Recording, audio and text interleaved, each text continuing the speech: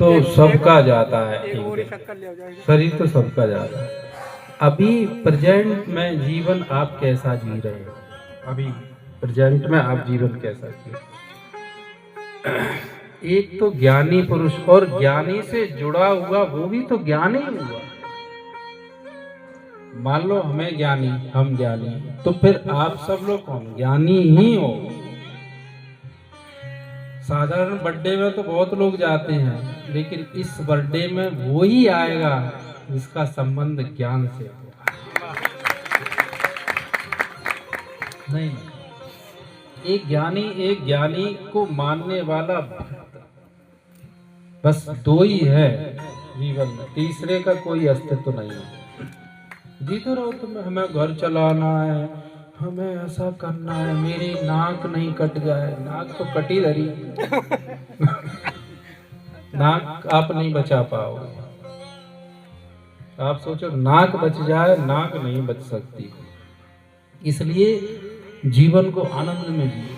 बाल्यावस्था तो अपने आप आनंद में जाती है, जवानी तो अपने आप आनंद में जाती है, लेकिन वृद्धावस्था में जो आनंद में है, तो वृद्धावस्था शरीर जीर्ण शीर्ण हो गया और आप आनंद में हो, जैसे गुरुदेव। तो कब आनंद में होगे?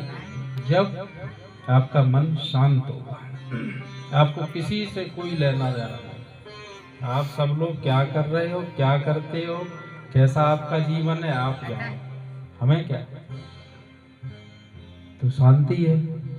और यदि आपके ऊपर दृष्टि है, यदि बहिर्दृष्टि है कि ये क्या कर रहे, ये क्या कर रहे, ये क्या कर रहे, तो परेशानी।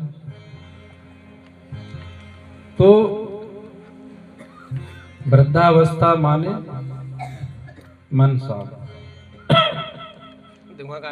मन शांत, सही बात है। मन की शांति और पूरा कार्य मन के ऊपर ही करना है, ईश्वर के ऊपर नहीं करना। आप मन को शांत करके देखिए। देखो,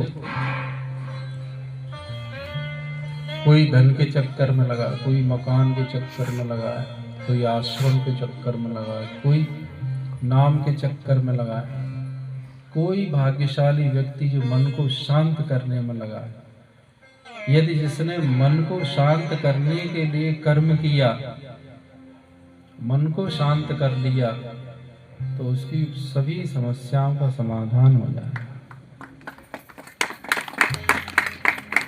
और यदि मन शांत नहीं हुआ, कितना भी धन कमा लो, कितना भी नाम हो जाए, कितने भी मकान बन जाए, कितने भी आश्रम बन जाए, यदि मन शांत नहीं, तो आपको परेशानी, क्योंकि परेशानी का कारण मन है मात्र, और कुछ नहीं।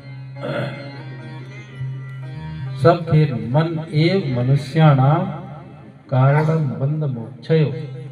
ये मन जब देह में आसक्त होता है तो बंधन का कारण होता है। ये मन जब परमात्मा में आसक्त होता है तो मोक्ष का कारण हो जाता है। मन कहाँ लगा है? उड़िया बाबा का एक बात, उड़िया बाबा कहते हैं, मेरे भगवान है और मैं भगवान का हूं।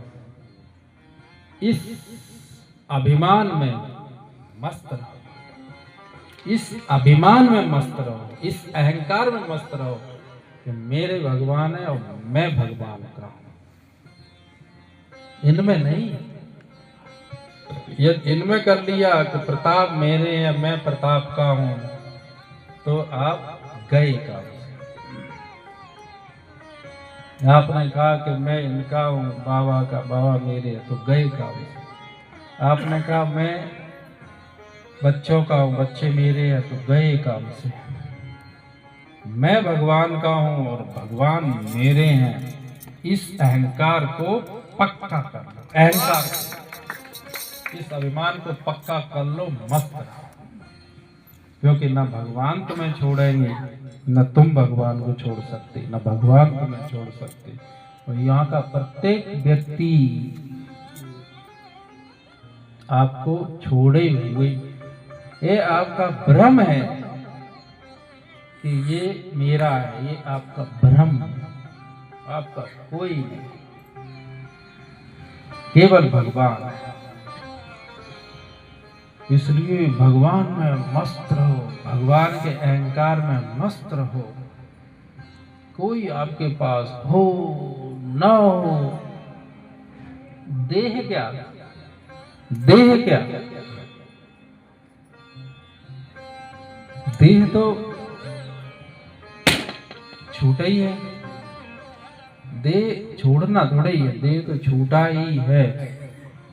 देह के साथ अपना संबंध होता ही नहीं है। इसलिए ये शरीर कहां से जन्मा? माता और पिता के शरीर से। किसने दिया ये शरीर?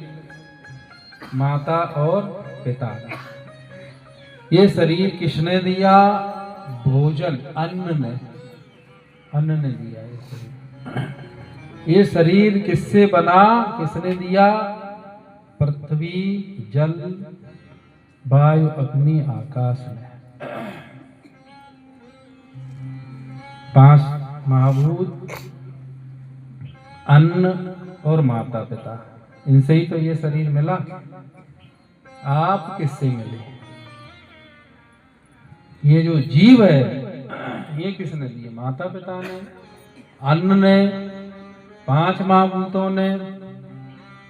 आपको किसने दिया?